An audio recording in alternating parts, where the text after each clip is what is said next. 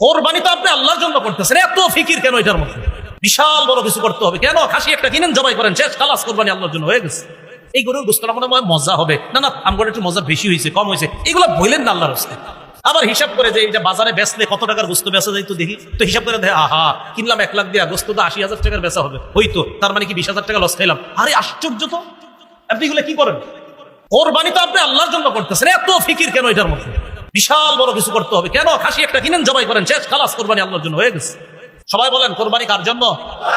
আল্লাহ কিছু যদি খাইতে দেয় খাবো, আল্লাহ তৌফিকে রিজিকে রাখলে খাবো, রিজিকে না রাখলে খাবো না। আমার মাকসাদ আমি পশু জবাই করছি আল্লাহর জন্য, রিজিকে থাকলে খাবো ইনশাআল্লাহ। এটা খাওয়ার আগেও তো মরে যেতে পারি, আমি কোরবানি দেওয়ার একটু পরেও মরতে পারি গোস্ত খাওয়ার আগে। আমার মাকসাদ গোস্ত খাওয়া ছিল না, আমার রব মায়া করে গোস্ত আমারে খাওয়ায়। তিরমিজি শরীফের বর্ণনা 2382 নম্বর হাদিস, 2382 নম্বর হাদিস, উকবা ইবনে আমির থেকে বর্ণনা, তিনি বলেন আন্না শুফাই আল আসবাহি দাখাল আল মাদিনা।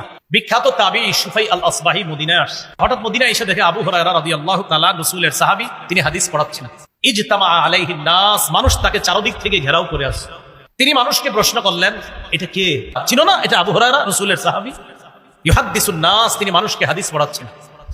শুফাই আল আসবাহি রাহমাতুল্লাহ বলেন, ফাদানাউতু মিনহু, আমি তার কাছে গেলাম, তার কাছে গিয়ে কাছাকাছি বসলাম। ফালাম্মা সাকাতা ওয়া খালা, হাদিস পড়ানো যখন শেষ করলেন এবং যখন তিনি একাকী হলেন, আমি তার কাছে গেলাম, গিয়ে বললাম আপনার একটা কথা বলতে আসছি।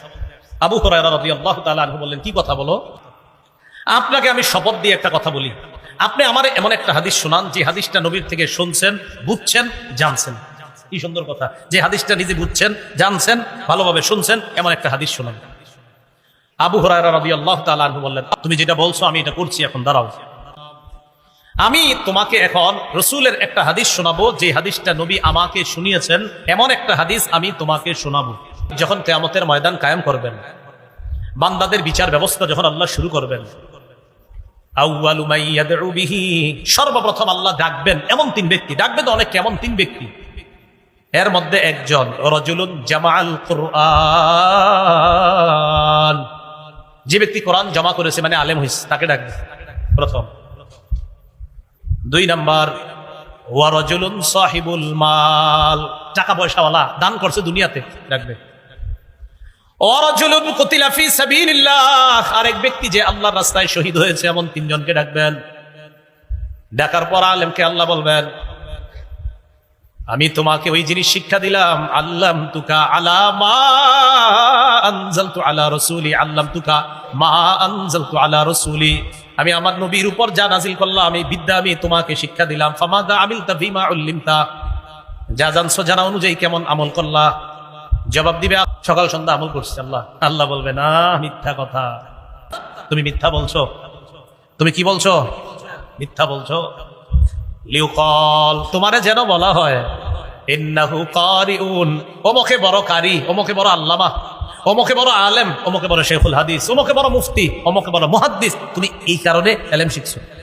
এই কথা বলার পর অন্য বর্ণনা আসসাহিবা আলা ওয়াজহিহি, মাথাটা নিচে, পাগুলা উপরের দিকে দিয়ে হেঁচড়াইতে হেঁচড়াইতে জাহান্নামে ফেলা। যাও, তুমি কি কারণে ইলম শিখছো? 1 নাম্বার রিয়া দেখানোর জন্য শিখছো। 2 নাম্বার সম্পদ ওয়ালারে ডাকবে, কেন দান? সম্পদ ওয়ালারে ডাকে বলবে, তোমারে সম্পদ দিয়েছিলাম আমি, কি করছো? আলাম ওয়াসি আলাইকা, আমি কি তোমাকে সম্পদশালী করি নাই? সে বলবে, বালা ইয়া রব, আল্লাহ সম্পদ দিয়েছেন, তো কি করছো? জবাব দিবে, আসিল রহিম, আমি রক্তের সম্পর্ক রক্ষা করেছি। ওয়াসা সাদদাকু, আল্লাহ আমি সদকা করতাম, অনাথ সদকা করতাম। আল্লাহ বলবে, মিথ্যা কথা। লিউকাল ইন্নাহু জাওয়াদ, ফুলানুন জাওয়াদ, যেন তোমারে বলা হয় অমুকে বড় দাতা, এই জন্য তুমি দান করতা। না হয় তুমি 5 জনের যাকাতের 5টা লুঙ্গি দিয়ে ছবি তুলে ফেসবুকে কেন দিছিলা বলো? 5 জন মহিলার 5টা শাড়ি দিয়ে তুমি ফেসবুকে ছবি দিছো, তো তোমার নিয়ত কি? তুমি তো এটাই নিয়ত, তোমার মানুষ বড় দাতা বলবে। হ্যাঁ, জানি না, একটা কথার কথা, হয়তো ফেসবুকে দিছে এই নিয়তে যে আল্লাহ আমি দিলাম, অন্য আরো 10টা মানুষ দেয়, তাহলে ঠিক আছে, তার নিয়ত তো আমরা জানি না। তো যদি নিয়তটা এটা হয় যে আমি দিলাম, মানুষ দেখুক আমি কত বড় দাতা, নিয়ত জানে কে? আল্লাহ। তোমাকে বলা হয়েছে দুনিয়াতে অকতিল, তুমি বড় দাতা, দুনিয়াতে বলা হয়েছে, যাও জাহান্নামে যাও।